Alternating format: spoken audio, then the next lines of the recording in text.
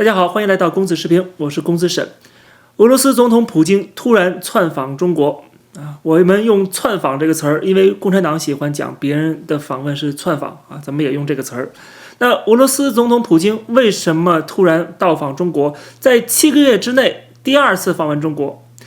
最高领袖，而且是现在正在战争当中的领袖去访问另外一个国家进行正式访问，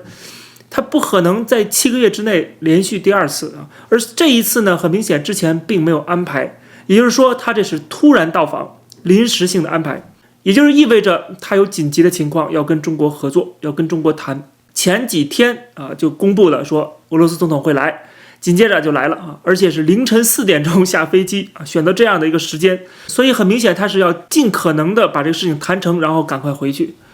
那到底发生了什么？为什么普京要赶快见习近平呢？那这一次呢，我认为呢，是我们要看他的这个契机，就正好是在美国宣布对乌克兰的加强这个军事上的援助之后，普京决定去访问中国的所以说这跟他的这个正在进行当中的俄乌战争是有关系的。那我们之前讲到了，因为中国跟俄罗斯已经签署了协议双方在这个北京冬奥会的时候就讲到我们的合作是无上限，对吧？这是中国政府官方强调的，没有上限。那这个时候突然俄罗斯发动对乌克兰的入侵，那你既然跟俄罗斯无上限，那你是不是要全力支持俄罗斯打这场仗呢？那这个时候因为俄罗斯遭到全球的制裁和围堵，那中国这时候也必须要支持俄罗斯，可是支持俄罗斯的代价就是你也会被制裁，你会被当作俄罗斯的盟友属于这个入侵另外一个主权国家的罪魁祸首之一。那这个时候呢，中国就有点犹豫那虽然还是在想办法支持俄罗斯，我们之前也讲过多次了，对吧？大量的购买俄罗斯的这个天然气，还有就是大量的销售给俄罗斯一些战争所需要的一些基础的原材料，在这个大外宣的支出上面，甚至帮助俄罗斯进行宣传就是在海外，在各大平台上边的这个挺俄罗斯的言论，很多都不是俄罗斯自己花钱来弄的是中国帮忙因为中国的这个大外宣渗透到全球因为它可以收买很多的西方的媒体和记者，所以呢在海外的大外宣的这个任务也被中国给承包下来了。所以从这儿可以看得到，就是说双方的合作还是亲密无间的但是呢，由于美国对中国的施压越来越重，那中国有时候也需要配合一下国际社会对俄罗斯的制裁比如说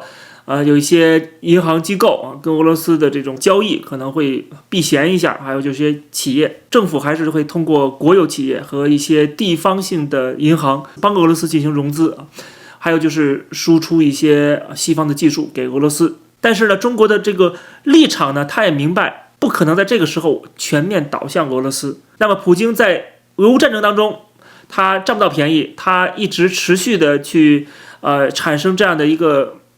非常大的对他的执政的压力，那他需要去获得更多的援助，那没有别的国家可以帮忙主要就是中国了，所以他这次临时的跑到中国来。当然俄罗斯仍然是中国的军事技术的主要的输入国，所以中国对俄罗斯来讲，双方的这种战略需求还是非常大的。那么对普京的招待也是非常的高规格，可以从现场的视频影片当中看到现场的画面全程红地毯，找了一群可怜的中国中学生蹦蹦跳跳欢迎他的到来。我们现在看到的新闻是双方签署了一个全面加强合作的协议，叫做深化新时代全面战略协作伙伴关系的联合声明。这个声明基本上就告诉全世界，并且对对方一个承诺，就是我们的合作继续向前推进。那这个协议当中的内容非常多，我们随便挑几个重点来看一看。比方说双方在国际社会的立场上是要站在对方这一边的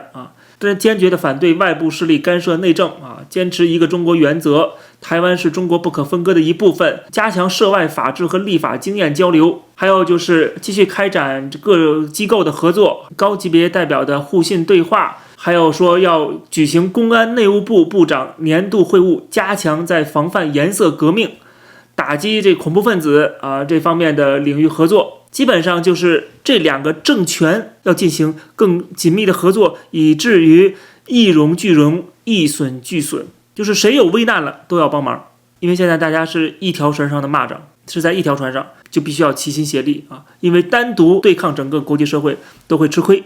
所以我们看他们在各种能源上面的合作，这也是俄罗斯所需要的啊！大量的购买俄罗斯的能源，在民用航空制造、汽车制造、船舶制造、冶金和其他方面开展务实合作。虽然是说所谓的民用的航空，但实际上这些民用技术都可以转化为军用。当然还有其他的各方面的合作，教育的、人文的、科技的、医疗的、卫生的，还有媒体方面的出版、文艺等等等等。那么第7条也强调了双方如何的谴责日本、谴责欧美啊，不管是在福岛问题上，还是在这个英美澳的合作上，一大堆的官方立场的声明。这次的合作或者说这次紧急访问并且签署这样的一个共同声明，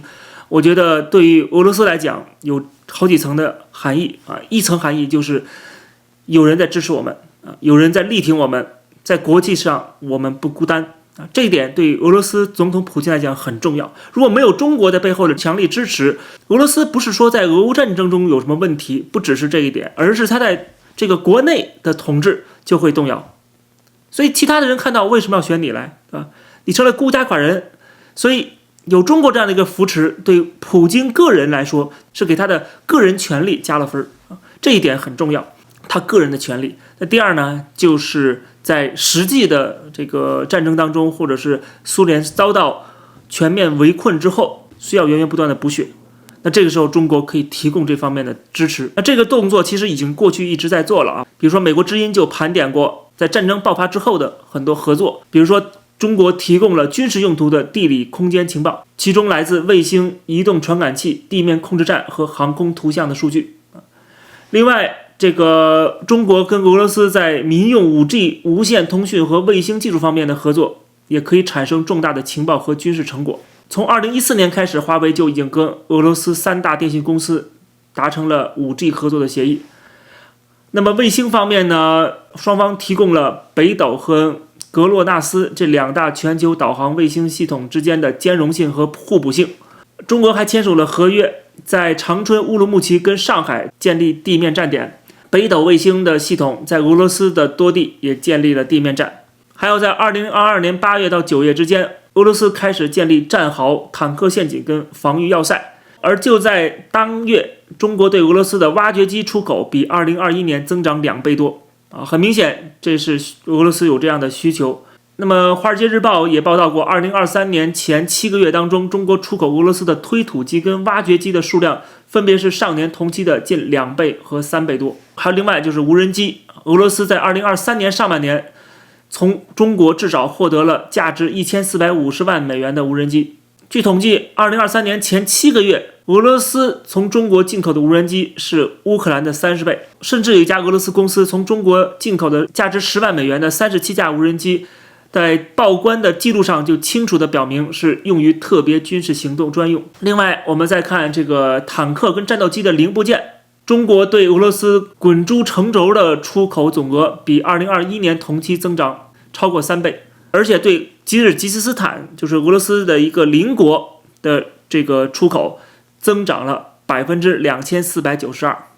啊，这个很明显就是用于军事方面了。这是通过吉尔吉斯斯坦转手再给俄罗斯。俄罗斯在这个开战之后的坦克产量比之前翻了1倍，而中国出口的这个滚珠轴承是对这些坦克是有帮助的。另外，美国的情报部门也曝光说，中国一直在向俄罗斯提供可军用的高科技部件，包括航空电子设备、干扰技术跟和战斗机的发动机零部件。那么在战争当中，最重要的是补给啊，补给就需要运输。现在目前中国生产的重型卡车已经成为俄罗斯后勤的主角了。据报告显示，2023年年初到10月份，中国对俄罗斯的重型卡车的出口总额比2021年增长了，也是3倍以上啊，345%。还有中国向俄罗斯出口的这个拖拉机，在2021年是0，没有任何需求，但2023年9月已经达到近5万辆。还没完，下边就是集成电路，这对俄罗斯的飞弹来讲是非常重要的。那么2023年全年，俄罗斯大概有90%的微电子产品都是来自于中国，而这些都是制造飞弹、坦克、战斗机的关键部件。在乌克兰所俘获的俄罗斯武器当中，从无人机的导航系统到坦克的火控系统，他们发现越来越多是中国制造的电子部件。2022年，中国向俄罗斯出口的集成电路总额超过 1.79 亿美元，是2021年的2倍多。其中对土耳其的集成电路出口也是非常不正常，从2021年的近7300万美元暴涨到2022年的近 1.25 亿美元。但是土耳其本身的经济状况很糟糕，它为什么要突然大量购买先进芯片呢？那很明显是要给俄罗斯提供的，因为在同时我们可以看到具体的数据，土耳其对俄罗斯在集成电路出口上面增长了 50% 以上。而且在去年3月份还有报道显示说，在2022年的下半年，中国的企业通过土耳其跟阿联酋向俄罗斯的客户运送了1000支突击步枪和其他的军用物品。我们从这儿可以看到，俄罗斯的战争机器是由中国在不断的填补，不断的扶持。现在普京紧急访问中国，我们也可以推测出他是需要有更多的支持，他需要这个支持再加码，而中国很明显是答应了这个请求。说实话，习近平也没有其他的选择，因为他没有办法承担俄罗斯输掉战争、普京下台的这样的打击，将对中共的统治是一个巨大的威胁，所以他必须要让普京挺住。不光是在跟乌克兰战争的问题，还有跟普京本人的执政有关系。如果是普京倒台了换上了亲美的势力，毕竟美国这边也有很多的势力是亲俄的，包括美国的共和党这边一直有这样的呼声，要拉拢俄罗斯对抗中国。所以说对乌克兰的援助要减少，对吧？首先要把这些钱省下来处理美国内政问题，所以他一直是有这样的呼声，一直有这样的势力的。所以中国也很害怕普京会倒台，俄罗斯会解体，这些问题不是不可能发生的。所以他们看到俄罗斯需要什么，他就立刻要填补上。那他这么做的话，跟俄罗斯的这种更亲密的关系将会招致什么样的后果，那可想而知。美国对中国，包括整个西方世界对中国的制裁，跟这个俄罗斯的战争是脱不开的关系。那本身呢，美国也有这样的需求，去遏制住中国的经济增长，特别是共产党的这种权力的崛起，并且把大量的资金用于军事方面在南海或者在台海未来可能发动战争。所以中国过去的这种障眼法也好，或者是含糊其辞也好，实际上越来越难以说服全世界了。就大家已经看出了你不是什么中立的，那这种出现的后续动作一定会让中国的经济雪上加霜，这是毫无疑问的事情。那共产党呢，他能有什么办法呢？他夹在俄罗斯跟西方中间，而且他跟西方又是不对付的，他就只能拥抱俄罗斯。毕竟俄罗斯还是个核大国，北约也不想跟俄罗斯有正面对抗，甚至兵戎相见。所以目前普京还能够维持一段时间，因此在这种情况下，中国也不得不向俄罗斯低头，愿意对俄罗斯提供更多的帮助。俄罗斯也是有点有恃无恐，就是说，第一，你需要我，中国也需要普京啊。如果没有普京，没有俄罗斯，你中国还能够蹦跶几天？俄乌战争就等于是中美新冷战的第二战场，大家要明白这一点，对吧？对中国来讲，俄罗斯帮你开辟了第二战场，对吧？牵扯住美国的精力，牵扯住整个北约、欧盟，这对中国目前遇到的这种压力来说是一个很大的缓解。所以说他当然要支持了。还有就是支持伊朗，对吧？伊朗这个扶持哈马斯在对以色列的袭击，对吧？然后在这个战争当中给美国在中东找事儿，这个也能够牵扯美国的精力所以中国一定会支持俄罗斯，一定会支持伊朗。那么未来呢，可能我也有一些机会去走到线下，我也会跟一些欧洲、美国的智库去可能有一些交流活动，我也会跟他们强调这一点，就是你对抗恐怖分子，或者是想要这个地区和平稳定你不可能忽视恐怖分子背后的势力，对吧？那就是这个邪恶轴心。现在他们已经开始在抱团取暖了，所以你单打独斗是没有用的，就是必须要大家团结起来，一致对抗这个集团。现在已经是阵营与阵营之间的对抗了，而阵营内部呢，你如果不和谐，你还在互相的指责、互相的冲突的话，那么你没办法跟中伊俄这个集团去对抗。所以说，西方世界必须要团结。而共产党一直想办法在分裂西方的社会，